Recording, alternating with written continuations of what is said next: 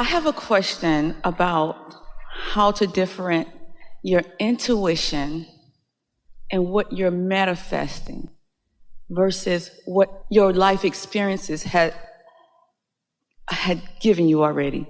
So should I rely on my practical experience or my now intuitive, inspired calling?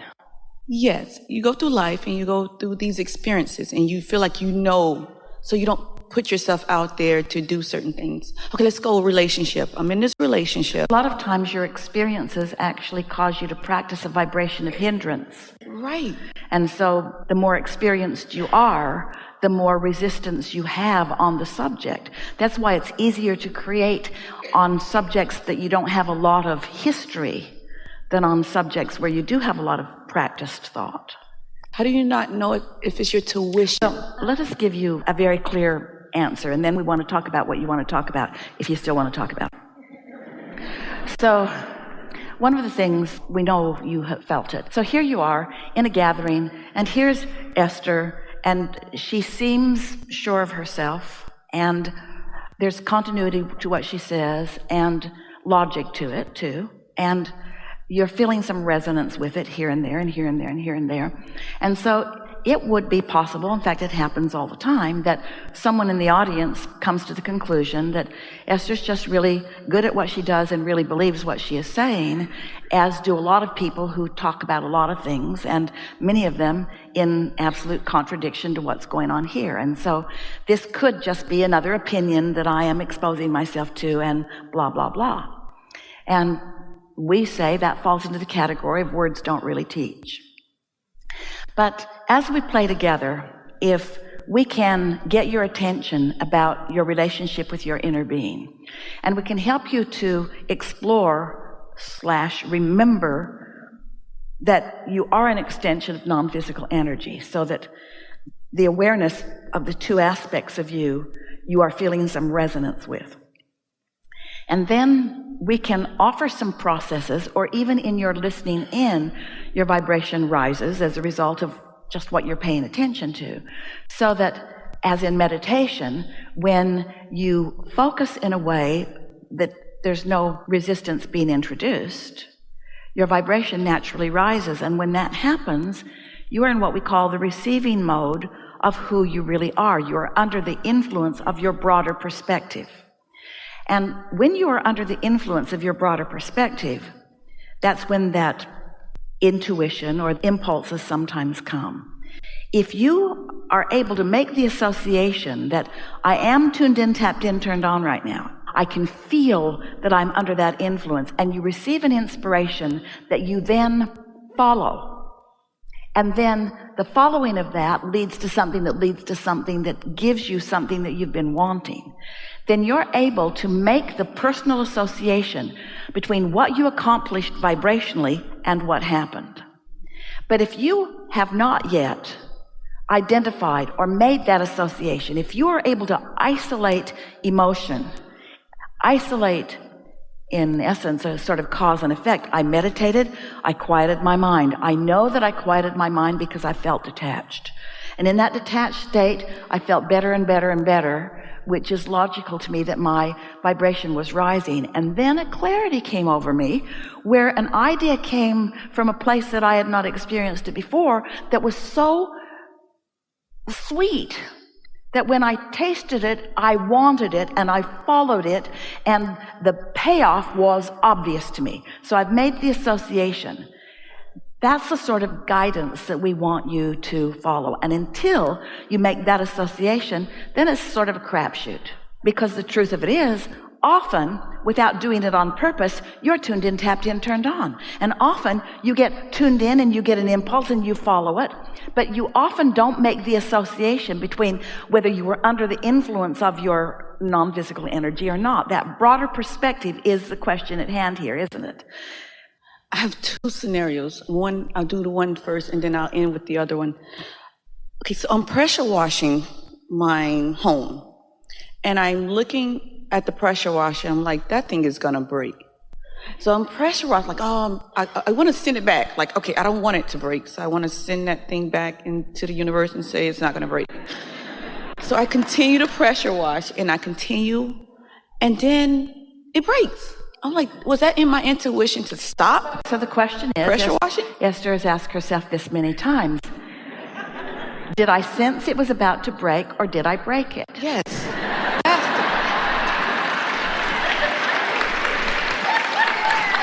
But once again, the answer is the same. It doesn't matter. It doesn't matter whether I sensed it and then pushed against in that way, or whether my pushing against is what broke it. The important thing is, what do I do now? Now what? Because once that's happened, now what? Now what? And so Esther, and you too, can read vibration.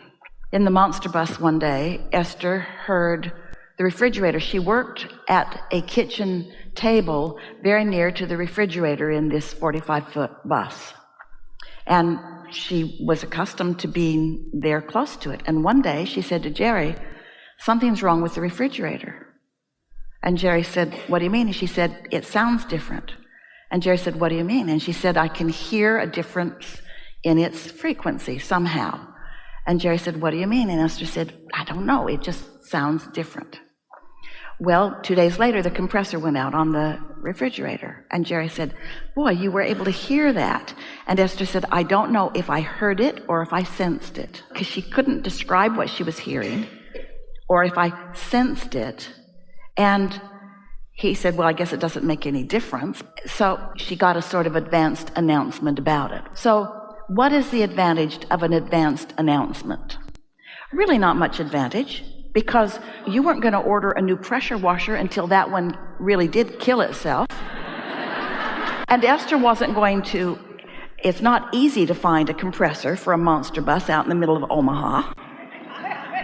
I think there's going to be something wrong with my compressor and I would like to replace it. Okay, lady. I'll put this on the back burner, along with the other pile of crazy people that I've met before. The thing that we like so much about those experiences is that it helps you to identify and isolate what that felt like and then what happened, cause and effect again. There are a lot of things going on in this world with which you are interacting. And things that are of a physical nature are doing what they do, because everything that is physical has resistance. If there were not resistance, you couldn't even harness electricity. The thing that makes you able to use your electricity is that you are able to put some resistance on it so that you can utilize it and measure how much of it you are letting through, yes? And so resistance is part of the balance of physicality. It's a good thing, it's not a bad thing. So understanding that there is resistance in all things, and then learning from your own ability to decipher it, what it means, and then noting the relationship, that's really what we're teaching here. But instead of teaching you to listen for your compressor on your refrigerator or listen for the compressor on the pressure washer, we're asking you to listen to your emotions, which are a much more subtle reading of energies.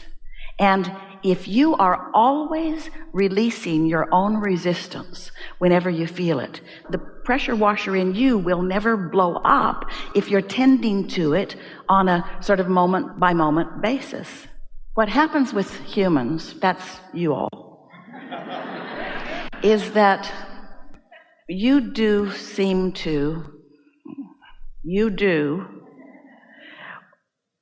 want justification, meaning evidence that others can see, to justify things that you are doing.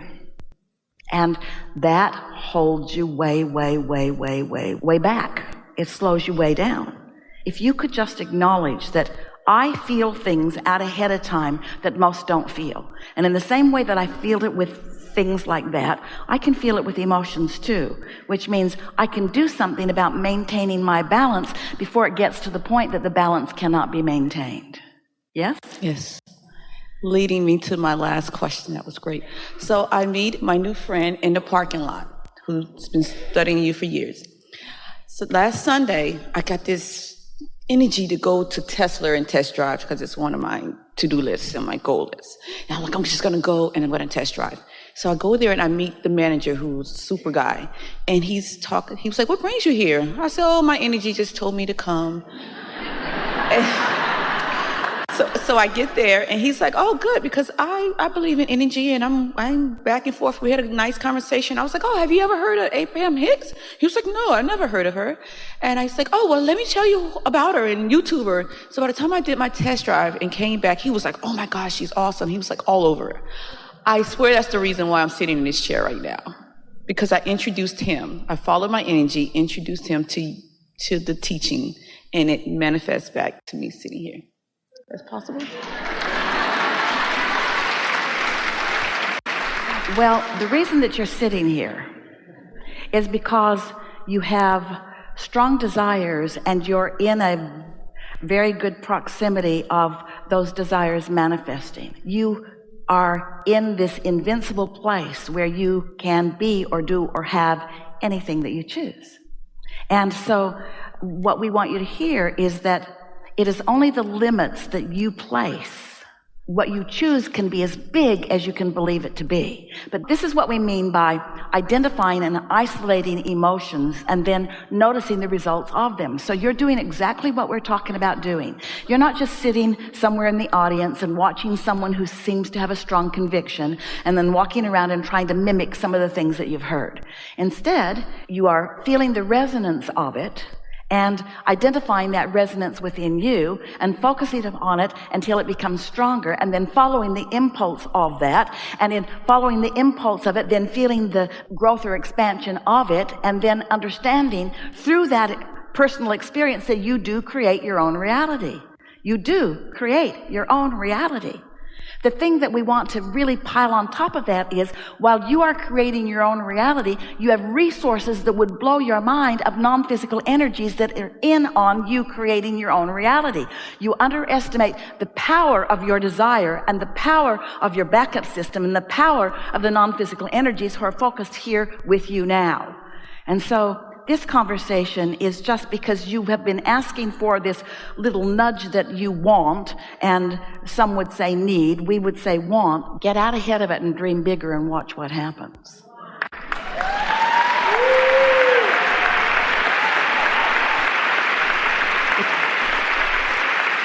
There are no limits, and you are on the brink of giving up your limitations. Esther has a really dear friend that she met years ago. And her friend and her boyfriend purchased a many hundreds of acre ranch in Colorado. It was actually a lodge and cabins, hundreds of acres of cross-country skiers. And it was surrounded on 3 sides by the national forest. And one night, Esther and her friend are sitting in front of a fireplace.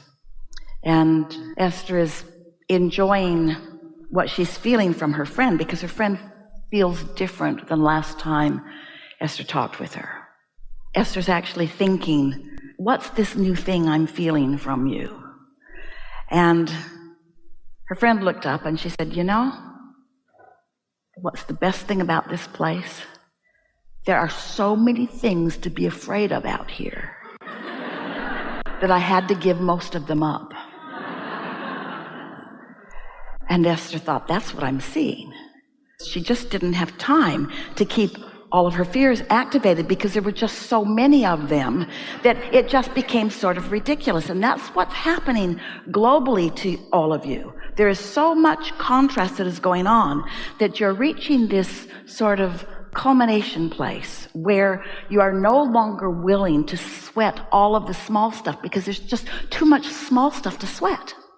And it's occupying too large of a percentage of your attention and therefore muting the sun that shines on you all of the time.